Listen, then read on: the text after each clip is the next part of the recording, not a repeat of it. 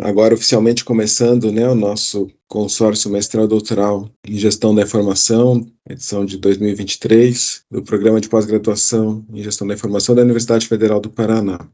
Nós estamos hoje, então, iniciando a quarta edição de um evento que foi criado em 2020. Desde então, o consórcio teve a oportunidade de reunir diferentes estudantes de mestrado e doutorado para trocar experiências e informações, compartilhar impressões sobre o desenvolvimento de trabalhos de dissertação e de tese em diferentes estágios, né? Desde aquele que está na sua ideia inicial, aquele que já qualificou e está avançando. E nessa proposta a gente segue nesse ano. O consórcio ele vem vinculado às disciplinas de seminários de dissertação, de seminários de tese, reúne, né, portanto, estudantes de mestrado e de doutorado. Ele é um evento do programa, mas não exclusivo a estudantes do programa, e tem justamente esse, né, objetivo, né, criar um espaço de discussão, né, oportunizar a todos, de forma bastante protagonizada pelos estudantes, a expor o seu trabalho, a avaliar o trabalho, né, então atuar nesses dois papéis, e também a participar da organização do evento. Então, o resultado desse evento é fruto da participação de todos em alguma parte desse processo.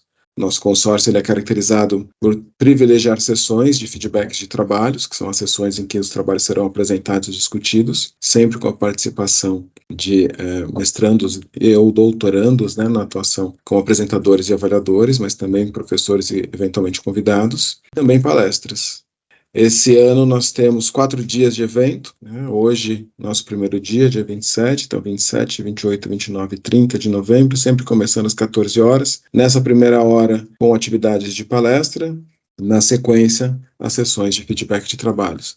Então, na nossa agenda, a gente tem hoje a palestra Inovações em Redes Sociais Digitais, com a professora Luana Cava. Nós teremos amanhã a interface entre as humanidades digitais e a ciência da informação, com a professora Mônica Galotti. No dia 29, principais qualidades de uma boa pesquisa, originalidade, consistência e relevância, com o professor Carlos Strapasson.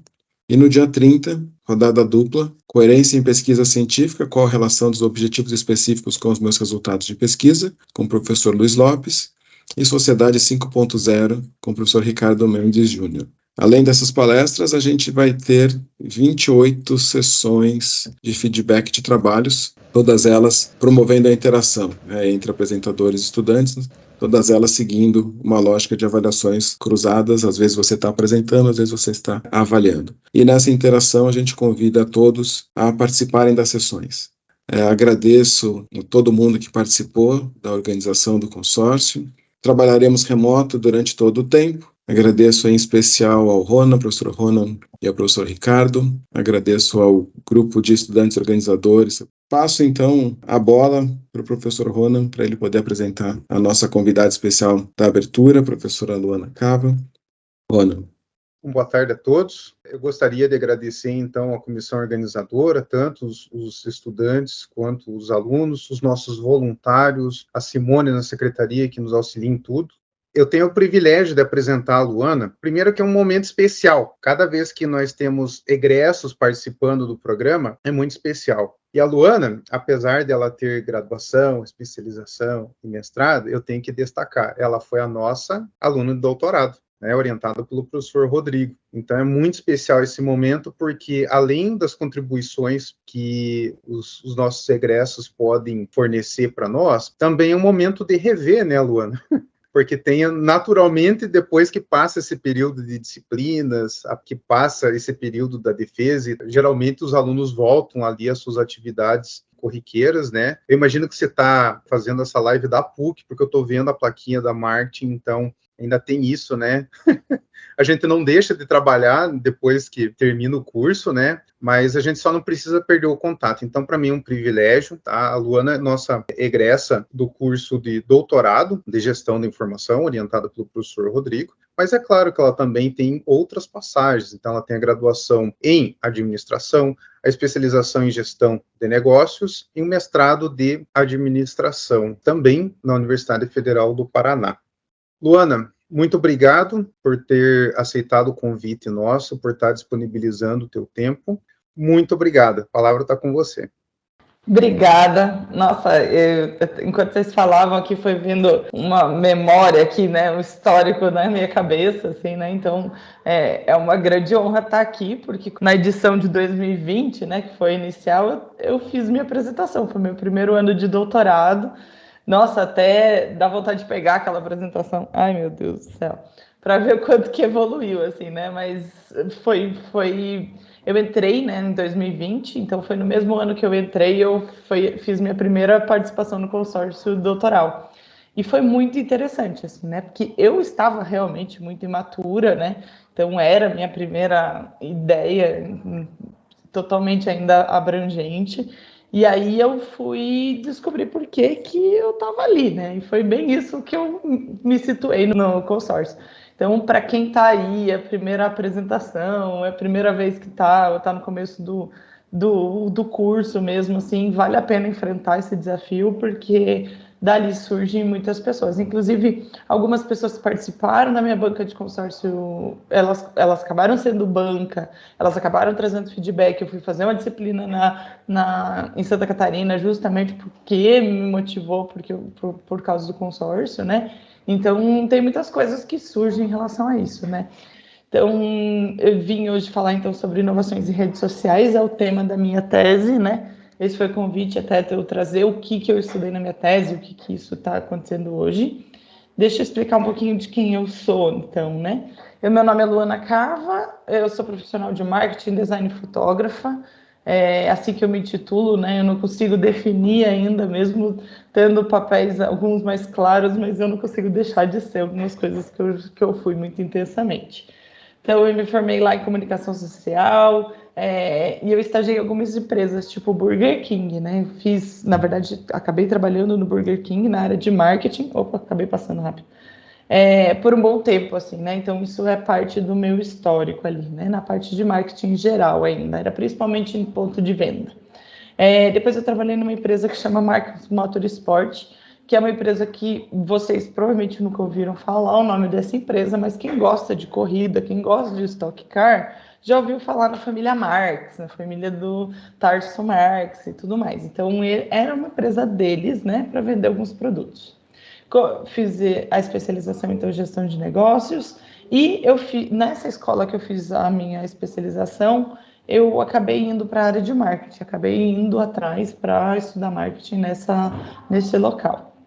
Acabei entrando em colégios também na área de marketing, e por isso que eu acabei me motivando um pouco para fazer mestrado, né? Então eu vinha quanto o mestrado era valorizado, né, nas instituições de ensino. Mas antes disso eu abri uma agência. Essa agência tem 10 anos, eu abri ela em 2013, até hoje eu tenho ainda uma agência. Hoje a gente foca mais em tráfego pago em redes sociais. Então, eu faço esse trabalho, né, mais em redes sociais, mais com tráfego pago, anúncio de Google, anúncio da plataforma Meta, né, então Facebook, Instagram. Então, eu trabalho muito com isso, né, com essa parte do digital muito forte. Daí eu fiz o mestrado na área de marketing, e eu comecei a estudar a área de inovações, ainda não estudava redes sociais, mas estudava como as inovações elas aconteciam, né, nas redes, no universo digital. Então foi aí que eu comecei a entrar nessa área de inovação. Mas, mesmo, enfim, já atuando na docência e tudo mais, eu achei que para o meu percurso e para a base que eu tinha de comunicação, a GI era muito importante, né? Então, eu fiz algumas disciplinas avulsas na gestão da informação, e eu sempre falo assim, né? Me apaixonei pelo professor Rodrigo numa dessas aulas, e falei, Rodrigo, eu preciso estudar com você, eu acho que é importante, o que eu quero fazer, eu quero estudar inovações em redes sociais, eu quero descobrir aí, né, pesquisar em relação a isso. Eu ainda trazia tudo muito truncado, assim, né, então minha primeira participação aqui no consórcio doutoral foi muito truncada, assim, as informações que eu trazia, assim, né. Então, até a gente amadurecer, né, foi um tempo muito longo, assim, né, mas foi um caminho super interessante, né. E aí, me formei ano passado, né? Terminei o doutorado. No final, faz um ano agora, né? Exatamente um ano e um mês, na verdade. Então, dá para terminar, tá? Tenho fé. Um dia a gente chega lá também. E aí eu atuando, né? Comecei a atuar como professora da PUC Paraná, desde que eu entrei no doutorado. E hoje eu sou coordenadora do curso de marketing aqui da PUC Paraná, assim, né? Então, esse é um pouco do trajeto aí que eu fiz. Só falando, então, do trajeto acadêmico, deixa eu pôr aqui que tem o nome da minha tese, né? Que é Cultura Digital e Inovação, redes sociais digitais como fonte de informação nas empresas nativas digitais, as empresas que nascem no mundo online, né? Então, aqui um pouquinho no meu trajeto, né? Eu tive uma oportunidade de passar um período em 2019, 2020, não lembro agora, na ISG, né? Que é uma universidade da França. Então, foi um período curto, mas foi muito interessante, assim, foi muito relevante para a minha pesquisa, para como as coisas que eu evoluí a partir dali, né? E aí, ano passado, bem no meu finalzinho do doutorado, no começo do ano, eu fui para a Universidade de Quebec, a Trois-Rivières, e passei por lá 3 meses. Lembrando que eu tive uma pandemia, né? Para mim sempre foi um sonho fazer o doutorado de sanduíche, mas eu tive uma pandemia bem na minha época de fazer o sanduíche, então ou eu não iria mais, ou iria bem no final, e eu optei para ir bem no final ali, que foi no último ano, então eu estudei, acabei indo para a Universidade de Quebec, a Trois-Rivières, com uma bolsa do Canadá, né? Então foi uma bolsa parceria com a Fundação Araucária do Canadá. E também está aqui, né, o Information Media Lab, que é o Infomídia, que é o nosso grupo de pesquisa, né? O grupo de pesquisa que atua o professor Rodrigo e alguns outros professores aí, que é muito, até o Rona faz parte, né, Rona? E é um grupo que foi muito importante para a evolução da minha pesquisa, né? Então, acho que isso faz parte aí, né? Então, eu trouxe aqui um pouco do que eu estudei, tá? Então, o que foi relevante, o quanto que evoluiu, né? E o que passou ali da banca, o que depois a gente alterou depois, né? Então, uma coisa em geral aqui para vocês entenderem o que eu estudei, né? Então, como uma contextualização, né? Minha tese ela surgiu num paradigma informacional, assim, né? De como a informação ela surge no meio digital, como que ela, né, se forma ali no meio digital e surge dentro de uma cultura que ela está dentro de um universo digital, né? Essa cultura ela também é conhecida como cibercultura, né? Então, ela é reconhecida como uma cultura digital, mas também é conhecida como uma cibercultura, né? E essa cultura digital, ela acabou, né, mudando aí a sociedade que a gente conhece, as empresas, e a gente acaba tendo que se adaptar ao mundo digital, né? E quando a gente fala das empresas, o quanto elas tiveram que mudar ali quando surge, então, essa cultura digital, né? Então, algumas delas fizeram transformação digital, uso de novas tecnologias, acabam indo para esse mundo mais digital, né? Tentando se atualizar com as tecnologias que estão em evolução, o uso dessas informações que são capturadas, uma nova, enfim, estrutura econômica que é formada a partir disso. E tem um aspecto importante, né, que é a governança política, né? Então, quanto que a governança das plataformas e das redes são relevantes também para as empresas, né? Então, não é mais somente as empresas nesse universo porque elas precisam se atualizar, porque está sendo direcionado para esse sentido, né? Tanto politicamente, quanto o uso da informação, quanto a cultura, de fato, está acabando levando para esse caminho, tá? Então, as relações imersas nessa cultura digital, que elas acontecem por meio das redes sociais, onde as empresas elas são atores, elas têm um papel importante nessa ação, né? Porque as empresas elas não têm, pela perspectiva que a gente vê, né, que a gente estuda, deixando acho que isso bem claro, as empresas têm um papel de ação, né? Então elas são atores de fato nessas redes sociais. Então tem o mesmo papel que teria um usuário, que a gente não gosta de usar esse nome de usuário, então a gente chama ele de ator. As empresas também têm uma postura de ter relações, né? Então elas têm o mesmo papel estando ali na rede social. Por isso que é importante as conexões que elas fazem dentro desse universo das redes sociais digitais, tá? A gente chama também de redes sociais digitais, porque são redes estabelecidas no meio digital, né? Então, tem algumas diferenças aí entre mídia digital e redes sociais, né? Então, é sempre uma grande polêmica ali. A mídia é o meio, né? É a plataforma em si, são como elas funcionam, e a rede são as redes de fato em si, estabelecidas aí nesse meio digital, né? Então, acho que essa é a grande diferença aí que a gente chama para redes sociais digitais, tá?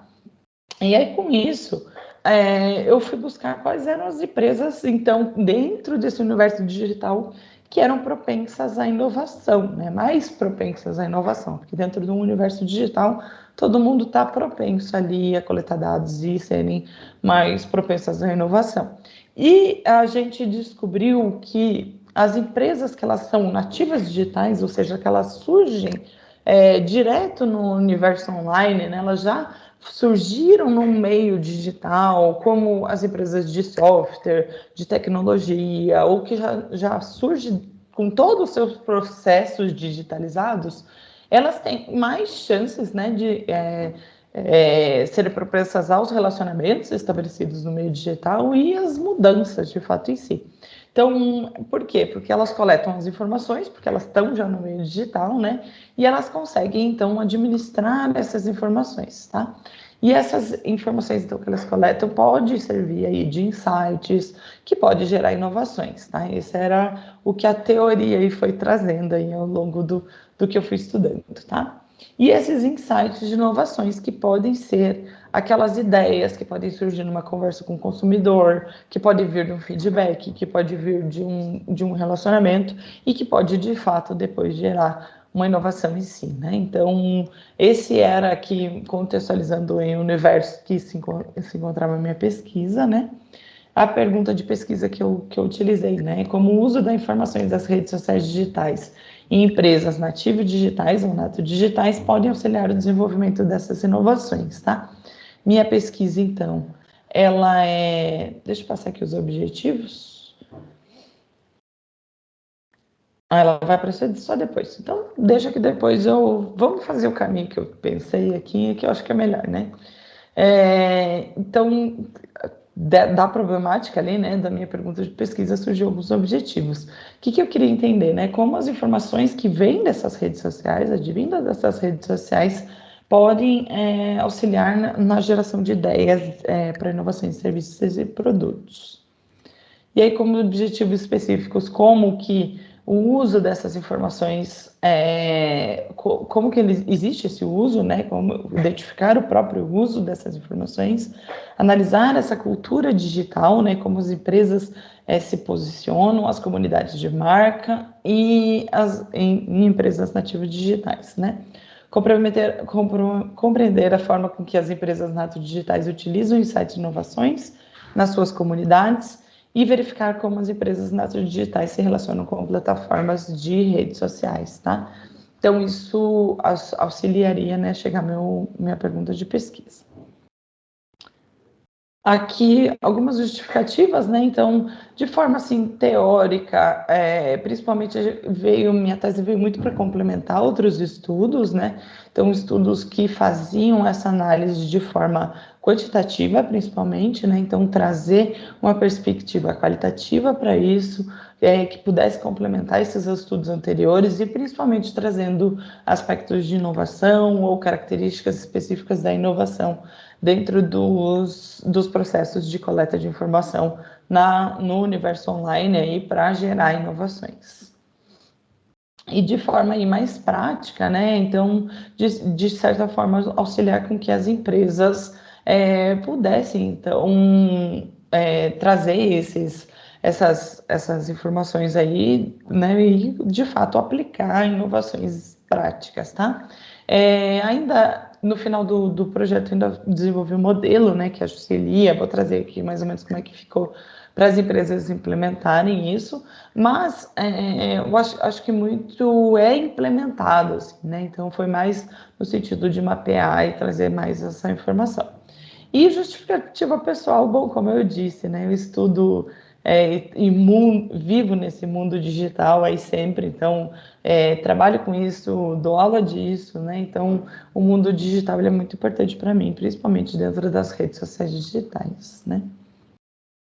Aqui falando um pouquinho como foi meu referencial teórico, uma forma bem resumida aqui, né? Então só como eles se encaixaram, né?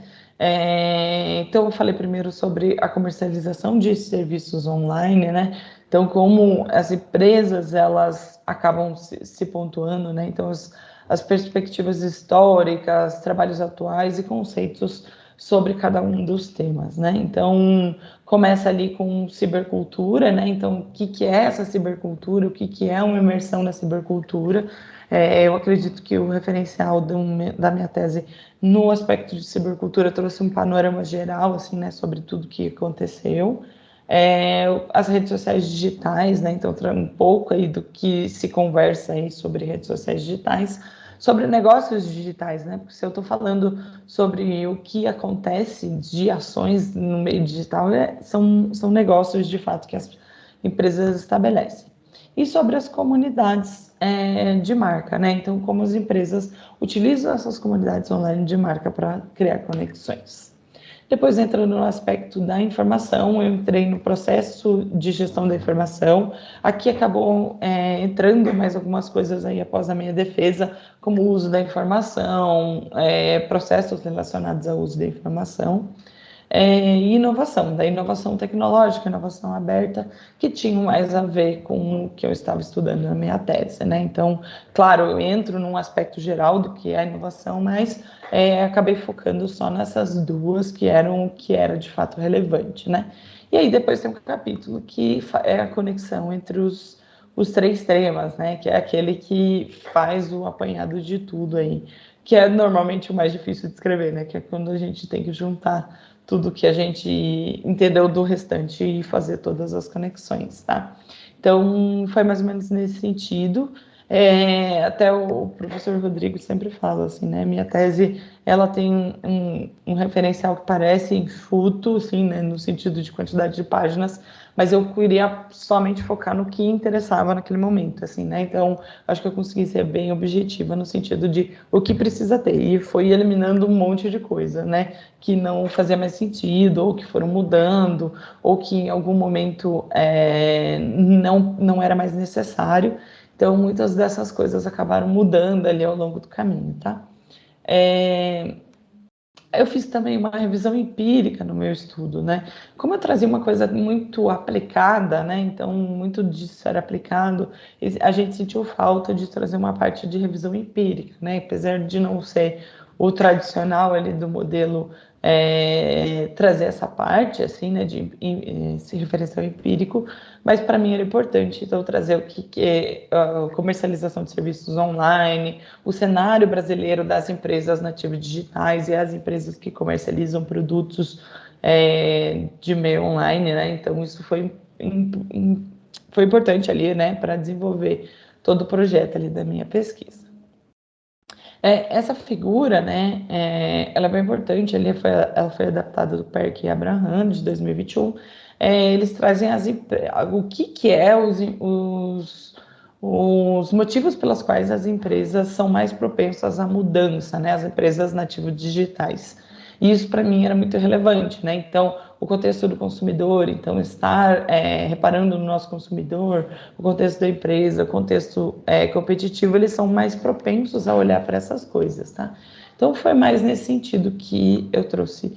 Então, essa perspectiva teórica que acabou, né, na adaptação dessa figura, né, para mostrar aí como que as empresas nativas digitais são, de fato, mais propensas à mudança, tá? No processo metodológico, eu fiz uma pesquisa etnográfica, né, que ela é uma forma especializada de etnografia, com um caráter investigativo de uma observação da realidade, né? Então, eu fiquei imersa numa comunidade digital durante esse período de uma plataforma, e foi praticamente uma aventura, assim, né? Muita coisa aconteceu enquanto eu fazia isso, né? E aqui estão algumas etapas do Cosenetes, né? Então, para quem planeja ir fazer etnografia, né? saiba que é muito importante, né? Muito importante a gente ler muitas vezes o Kozenetes lá e os outros autores, mas eu usei de fato o Kozenetes para me embasar e usar exatamente todos os passos que eles passam, né? Então, isso que é importante, né? Então, o que se deu ali na ética pesquisa, né? Então, garantia do anonimato, confidencialidade, desculpa, da empresa e dos entrevistados.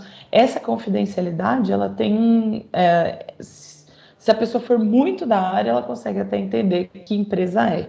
Então, para isso, eu pedi a autorização da empresa, né, porque aconteceu alguns fatos, e quem é da área, né, de tecnologia, quem usa esse tipo de empresa, de tipo de software, acabou entendendo qual era a empresa, né, então eu fiz a solicitação para a empresa, mesmo que sem uso dele, se eu poderia usar, e foi muito tranquilo, assim, né, eles foram muito atentos aí nessa participação, né. Então, um disfarce moderado, né? Existem alguns tipos de disfarce quando a gente fala de netonografia. Então, era esse que eu utilizei, né? Eu alterava os nomes e as citações verbais, mas eu não alterava toda a fala, né? Então, algumas falas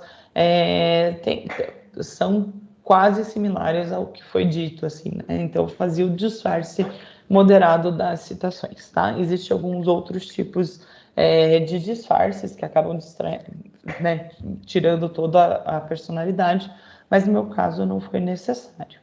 E aí não houve riscos, né? Foi entendido que não houve riscos e benefícios à empresa nessa minha pesquisa. Aí, na primeira etapa, né, que não tem exatamente uma ordem, né, mas a etapa que eu passei, acho que mais tempo da minha pesquisa, foi no intracultural, né, onde eu fiz uma observação não participante, né, então eu estava dentro da comunidade, que foi definida lá na minha qualificação, e a gente definiu qual seria essa comunidade, se poderia ser a que eu tinha já estabelecido, né, se estabelecia todos os critérios de comunidade. Então eu peguei também um autor que colocava, né, todos os aspectos para dizer se é uma comunidade, e eu fiz um quadro, né, então eu trouxe se esse aspecto existe, então a minha comunidade, ela está dentro desse aspecto, por isso isso, né, então acabei citando nesse sentido, né, e acabei fazendo as comparações, então, de empresas nativas digitais com essa empresa específica que eu peguei, que na minha tese eu chamei de empresa X, para não, né, criar esse caráter meio pessoal da empresa, tá? O intracultural, ela estava na etapa da minha qualificação, então eu qualifiquei ainda no intracultural, não há uma regra específica, né? Então eu poderia estar em outro momento, mas para minha qualificação eu estava ali ainda no intracultural, né?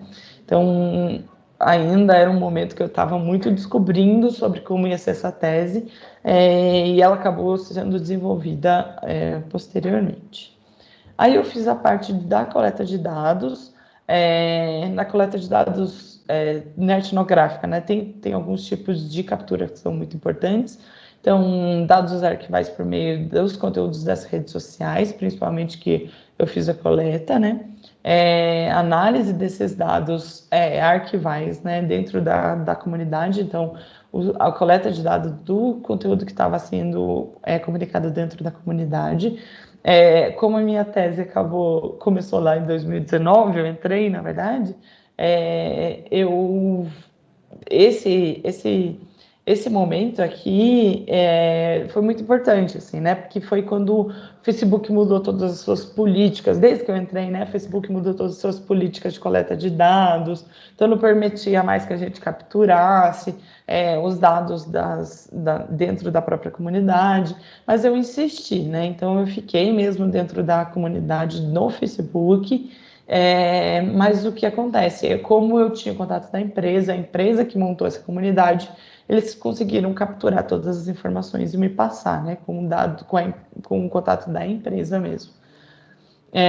Então foi dessa forma, tá? E de certa forma foi também um pouco manual. Então eu ia com a planilha e ia vendo se estava certo, se as datas estavam corretas, enfim, acompanhando o processo, tá? Os dados arquivais, então foram feitas entrevistas, dados extraídos, desculpa, foram feitas entrevistas, né? Então, entrevistei tanto uma pessoa da empresa, que tem um papel muito importante dentro da própria empresa, e algumas pessoas que estavam dentro da comunidade e foram apontadas como muito relevantes ali dentro da própria comunidade. Fazendo um mapeamento ali de rede, né, tentando entender quem tinha um papel muito relevante para entender o papel dessa pessoa dentro da própria comunidade, e dados da minha nota de campo, né, que é uma das características aí da etnografia, você ir fazendo sua nota de campo, né, então percepções que eu tinha, coisas que eu ia entendendo ali que estava acontecendo na comunidade, então mesmo quando eu não estava de fato pesquisando, eu estava dentro da comunidade vendo coisas que estavam acontecendo, né, então muito veio ali dessas notas de campo aí dos resultados da minha pesquisa. E disso surgiram, então, as categorias de análise, né? O que era, então, relevante para eu usar como categoria de análise. Aí eu fiz a validação dos resultados, né?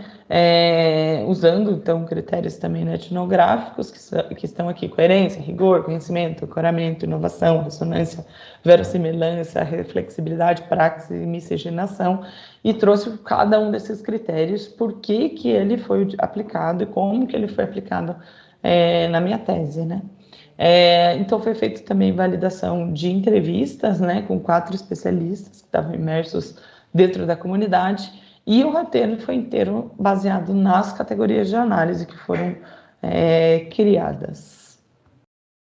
E aí aqui são as minhas categorias de análise, né? Então, aí para não tomar grande tempo, né? Então, falando um pouco da primeira ali, cultura digital e as comunidades, comunidades online como fonte de informação, uso da informação para gerar inovações, negócios digitais e uso da informação. Essas eram 4 categorias de análise, tinha 5, na verdade, né? Uma delas acabou se fundindo, que a cultura digital e a comunidade eram separadas e acabaram se fundindo ao longo da tese, mas essas 4 categorias de análise, elas eram as que foi percebida durante a coleta de dados. E as 2 últimas ali, engajamento das redes sociais e gerenciamento de crise em plataformas, elas surgiram depois. Então, enquanto eu terminava ali, quando eu estava no processo de análise de dados, surgiram essas 2 categorias de análise, né? Que acabaram trazendo aí novidades aí para o projeto, né? Então, só para falar aqui um pouquinho, bem resumidamente, né, o que tinha na cultura digital e comunidades, que foi minha primeira categoria de análise, compreender como as comunidades de marca são desenvolvidas em uma cultura digital, era a nossa primeira premissa, né? Então, na esquerda aqui é possível visualizar a quantidade de publicações, na quantidade na comunidade, né? Então, esse era a quantidade de publicações, né? Elas não eram uma quantidade muito grande, então o que permitiu que eu fizesse uma análise bem aprofundada desse período de coleta, né? A comunidade se tornou ali um objetivo da empresa, né? Então eles falaram que sim, que eles têm o objetivo de criar essa comunidade, era relevante para eles, né? E a percepção aqui das pessoas que estavam dentro, imersas nessa comunidade, de uma forma geral, era de que ela era interessante, né? As pessoas conseguiam criar e trocar ideias sobre o software, sobre o que eles podiam fazer. É interessante porque eles conversavam até também sobre outras plataformas, né? Então, criar essa comunidade como foi relevante. A comunidade, então, aqui ainda falando, né, de cultura digital, desculpa, os interesses eram incomuns, a busca por uma solução de problemas, né, e a conversa entre os membros da empresa, que eram importantes, né, então, a maioria das conversas eram dos membros, né, então eles puxavam a conversa, e a empresa acabava puxando menos conversa, né, então, isso que foi entendido ali, de uma forma ali sobre a percepção, né? Então, e eles conversavam muito, né, entre os membros e a empresa. Então, quando alguém puxava um assunto, nunca ficava sem resposta, tá? Uma das percepções que a gente teve, que até gerou lá a última categoria de análise, foi que quando as empresas puxavam que tinha menos interação, né? Então, a comunidade em si, ela é muito relevante aí para que, né, haja essa interação. Nas comunidades online, como forma de informação, né, como fonte de informação, desculpa, foi feito aí algumas entrevistas, algumas coisas, e foi percebido que sempre que tinha alguma dúvida entre a plataforma, as pessoas deixavam de ir para um grupo maior ou até para o saque da empresa para buscar na comunidade qual que era a busca, né? Então, isso faz com que mostre, né, a importância dessas relações e tudo mais.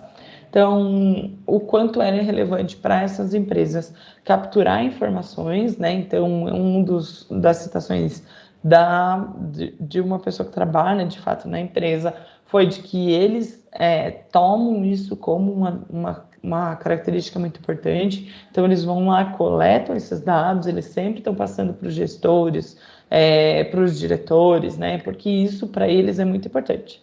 A avaliação desse conteúdo, né? Então, entender de fato esse conteúdo e trazer para as pessoas superiores aí o que era de fato importante. Desculpa. Aí o uso da informação, né, para gerar novas inovações. O que é relevante aqui também falar, né, da cultura da informação, né, que era importante para a gente entender o uso de informações, e é daqui que surgia os insights de inovação, né. Então, segundo o especialista, que atuava direto na empresa, né, a gente captura muitos insights de conteúdo e acaba sabendo a necessidade dos nossos consumidores para criar novos conteúdos, né? Então, assim que foi percebido. Foi analisado, então, dos conteúdos da comunidade, quais eram os que mais geravam insights de inovação no período que tinha daquela criação ali, que é no sentido, o usuário vai de fato lá e escreve, eu tenho interesse de provocar essa inovação, né? Então, uma alteração no seu software, uma alteração no seu produto pode facilitar depois. Enquanto isso era, de fato, insight de inovação, tá? Os negócios digitais e o uso da informação, né? Então, a percepção dos membros da comunidade, né, em relação à empresa. Então, eu entendo que os serviços da empresa, assim, estão dentro do ecossistema das redes sociais digitais, né? Então, essa era a percepção deles, né? Então, os usos dessa rede aproximavam a empresa das pessoas, eles sentem essa aproximação em relação às empresas e às pessoas. E a parte de engajamento, né? Então, aqui muito aconteceu, né? Agora eu preciso entrar aqui e explicar mais ou menos o que aconteceu, né? Vocês vão ver que teve um pico aqui, né? Em um momento que teve uma baixa aqui, né? De insight de inovação, teve uma baixa um aumento de publicação, mas menos nesse sentido, foi principalmente porque essa empresa atua diretamente com o Facebook, e o Facebook barrou as publicações dessa empresa, né? Barrou tudo que a empresa fazia. E aí eles perderam muitos clientes, eles tiveram, enfim, um boom. E essa comunidade, nessa época, ela foi muito usada para problemas, né? Então, para falar sobre problemas, para falar sobre, enfim, o que acontecia. E foi percebido que, em relação a sempre que alguém traz uma pergunta, ou traz um problema, ou traz uma posição de melhoria, sempre que eles traziam uma posição de melhoria, tinha mais comentários e mais curtidas, mais engajamentos do que quando a empresa comentava, né? Quando a empresa trazia uma novidade, uma atualização, nisso as pessoas mais curtiam do que comentavam. Normalmente, né, nas redes sociais, o curtida e comentário, elas caminham junto, né? Então, normalmente, a quantidade de curtidas e comentários, elas vão caminhando junto. E foi percebido, então, que na comunidade, né, na comunidade dessa empresa, não podendo falar sobre outras ainda, né, mas elas acabam, né, trazendo, tinha aspectos muito diferentes. Então, algumas tinham nem uma curtida, mas tinha 10 comentários, né? Então, aqui é relevante também para as empresas entenderem que o engajamento não é baseado só em números, né? Mas a quantidade de comentários aqui era tão relevante quanto, não, ou mais relevante do que simplesmente uma curtida. Então, o engajamento, sim, foi importante. gerenciamento de crises, né? Então, como eu disse, houve uma crise por conta desse problema de governança de plataforma, né? Então, o Facebook, como detentor ali do acesso, acabou barrando esse acesso, o que criou um problema nesse sentido. Mas aqui foi basicamente uma aula, né? Que o sistema, né, que a empresa acabou dando, né? Se posicionar rápido, ser claro quanto ao serviço. Eles não deletavam comentários ou críticas que existiam, eles iam lá, comentavam, eles engajavam. Muitas publicações eram no sentido de vamos para a concorrência, né? Então, o pessoal comentando mesmo se deveria ir para a concorrência, e nesse momento a empresa deixava acontecer, né? Então, deixa acontecer, deixa eles conversarem, porque está tudo bem. Então, muito de permitir, né, a comunidade ser uma comunidade em si, e por isso que ela continuou sendo mesmo depois desse momento de crise, né? E aí o uso, né, dessas redes fez com que os consumidores retornassem para a empresa. Então, quem tinha deixado a empresa nesse momento falou: mas eles sempre estão me respondendo, eles sempre são proativos ali, né? Então, vou voltar e quando eu tiver uma oportunidade, vou retornar para essa empresa. Isso é um insight aí, né, para quem está nas empresas. É importante que a gente, né, use as comunidades para sempre estar participando, sempre estar, enfim, engajando aí com nossos consumidores. E aí lá no final, né, já chegando aqui no final, tem algumas coisas que são importantes que as empresas entendam, né, esse processo todo aí que levou aí alguns anos para ser desenvolvido, né? Então, que dentro dessa cultura digital e dentro de onde tem as redes sociais, existem dois tipos de comunidades, as abertas e as fechadas. As abertas são as plataformas mesmo, aquilo que você conversa abertamente com o seu consumidor. E as fechadas são aquelas que só o consumidor que comprou pode estar, só a pessoa que de fato tem a ver com isso, né?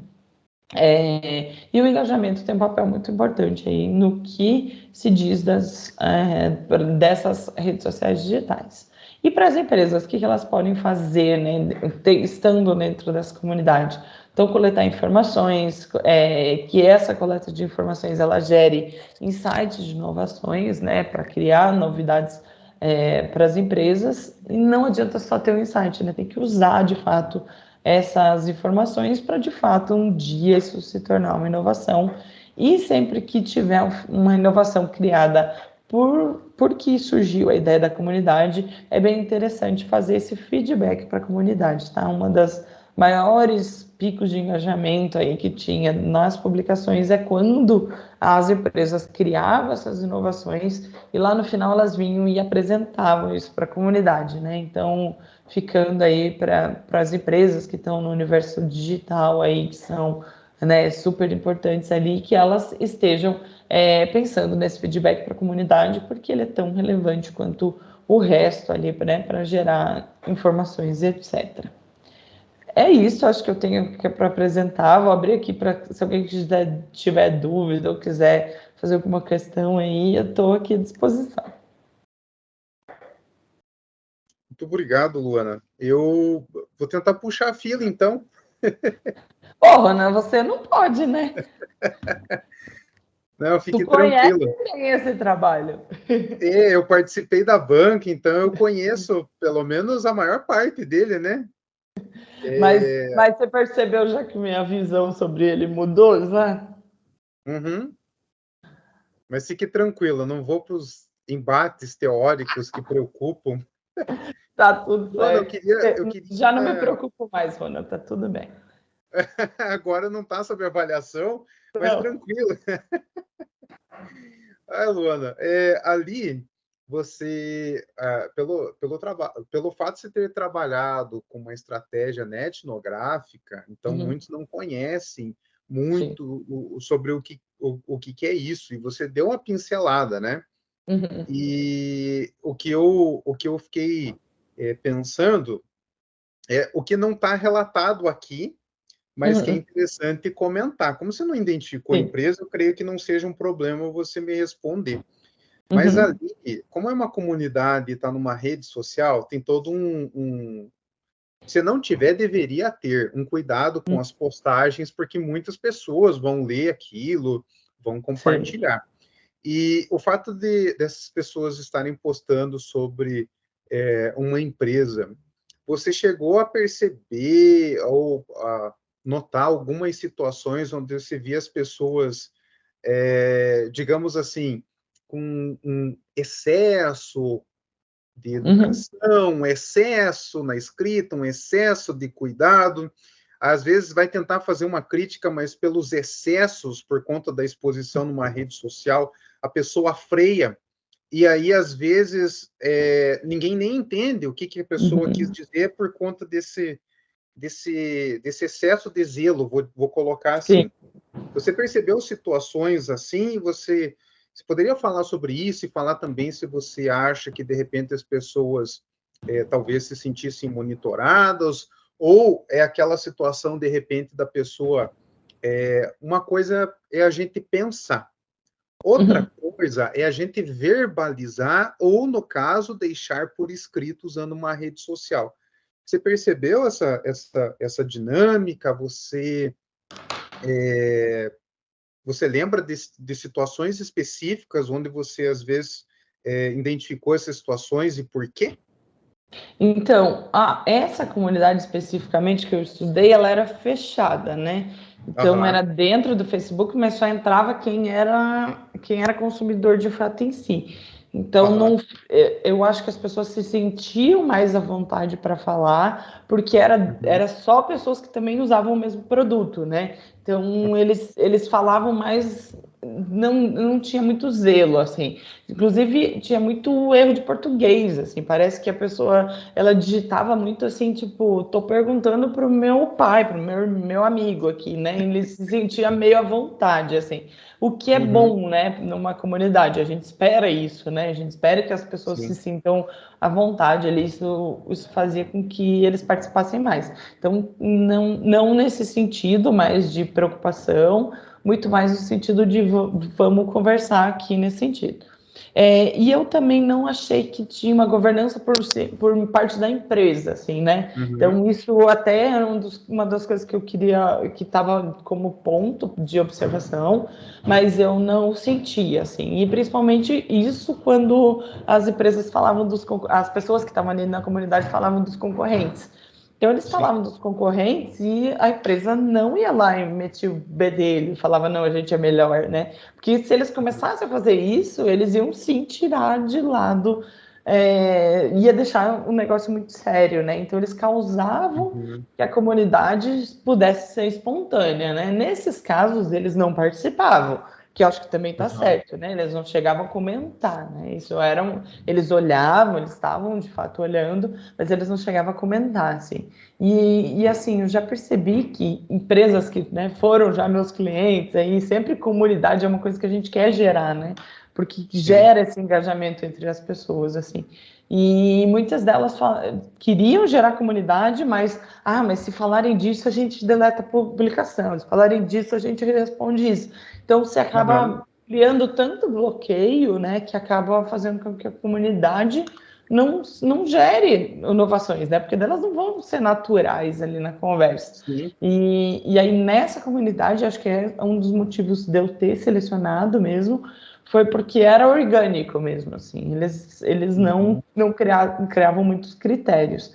E isso vale aí, né, para as empresas, né? Então é assim que a gente deve fazer uma comunidade, né? Deixa as pessoas serem elas, criarem os conteúdos organicamente, porque senão não vai ficar natural, né? Não vai ficar interessante de fato. Sim, e as pessoas, elas podem se sentir cerceadas se começar a colocar muita regra, né? Exatamente. Às vezes não se entende que um pouco de regra é bom. Às vezes entende-se que eu tenho que pensar tanto e colocar num formato tão formal que prefiro não colocar. Exatamente. Né? Me expor. Era isso que eu tinha medo, assim, né? E aí eu, conversando, né, com os integrantes da comunidade, eu perguntei se teve algum momento que te deu vontade de falar sobre um tema e você não foi lá e fez, assim.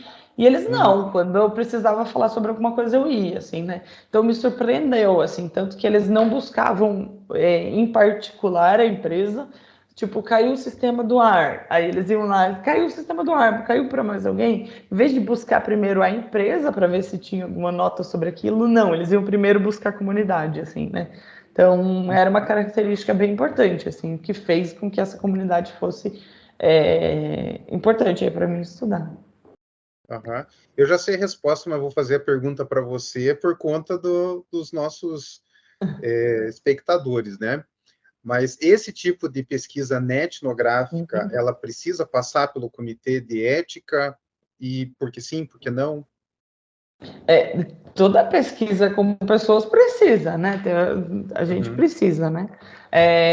E aí tem alguns processos, né? Então, que são importantes ali. Eu não citei o nome da empresa, mas eu poderia, né? Ele de alguma forma está sendo entre linhas ali, né? Se você começar a pesquisar muito, você acha qual é a empresa, pelo período, pela situação que houve, né? Enfim. Então, o correto é sim, né, passar pelo comitê de ética. Não adianta a gente fugir mais, sabe? Pelo que eu percebo, assim, até aqui no curso de graduação, assim, não adianta mais fugir de comitê de ética. A gente se programa, vai lá e faz o que vai precisar, assim, não vai ter jeito. E é melhor passar, né? Vamos garantir, vamos passar. É melhor garantir e passar por conta dos prazos do que precisar, não só no final, mas eu digo assim, tem algumas publicações que elas dependem de você já ter passado pelo comitê de ética, e aí, por mais que o trabalho seja bem feito, ele vai ser invalidado.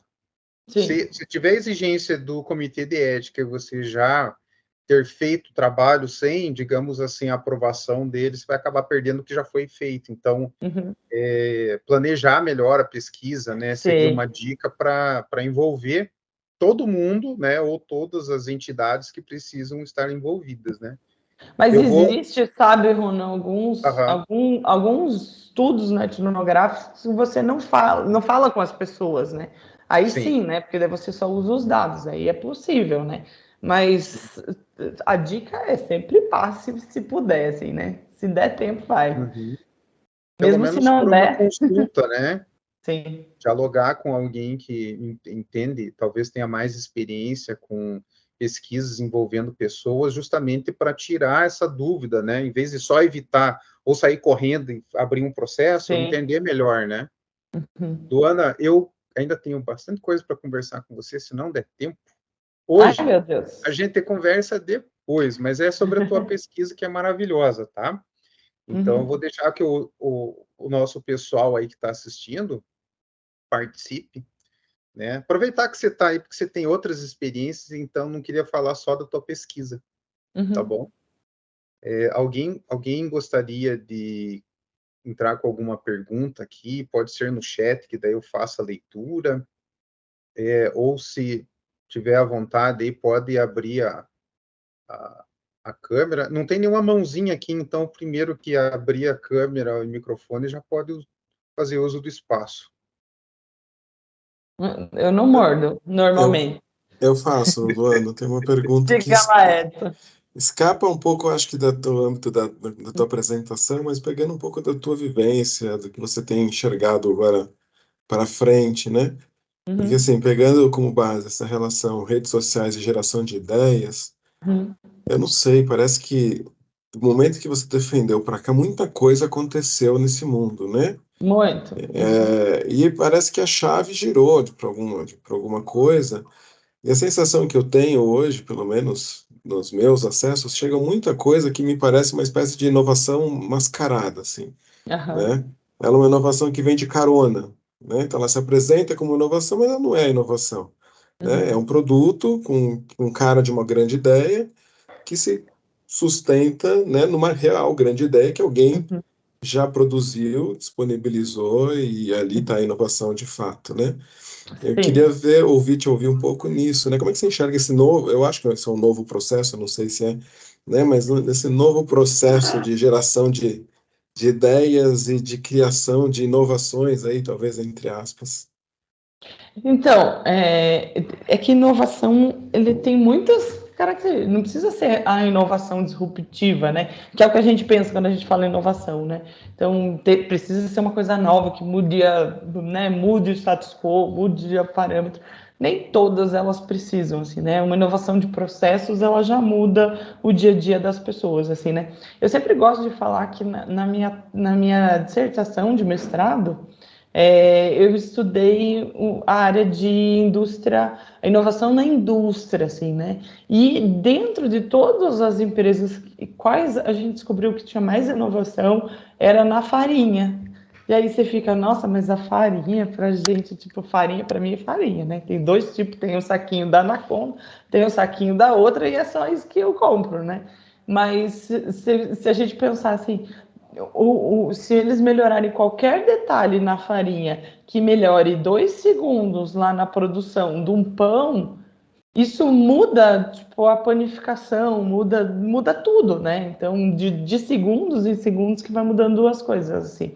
E aí foi dentro, né, da indústria alimentícia, o meio que mais tinha inovação era na indústria da farinha, assim. E a gente ficou, pera, mas isso não parece tão lógico. A gente fica muito pensando na tecnologia, na coisa que, né, é tão disruptiva na vida da gente, assim. E às vezes são coisas tão pequenos detalhes, né, que acabam mudando ali o processo, acaba mudando, né, a nossa, enfim, na melhoria do sistema, do produto, enfim, que acaba, né, trazendo essa inovação de fato em si. Então, o insight de inovação, principalmente desses de comunidade, não é para você criar um grande produto, né? Ninguém que tem uma ideia de criar uma coisa super genial vai dizer na internet que está querendo, né, que isso é interessante. E as pessoas, né, ela vai montar a própria empresa, pelo menos, né? Vamos esperar que isso aconteça.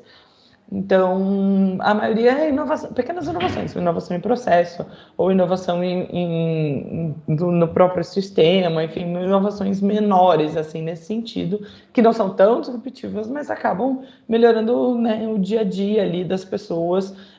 Uma das inovações dessa empresa era criar um aplicativo, que para eles não fazia sentido, porque a maioria das pessoas usavam no computador.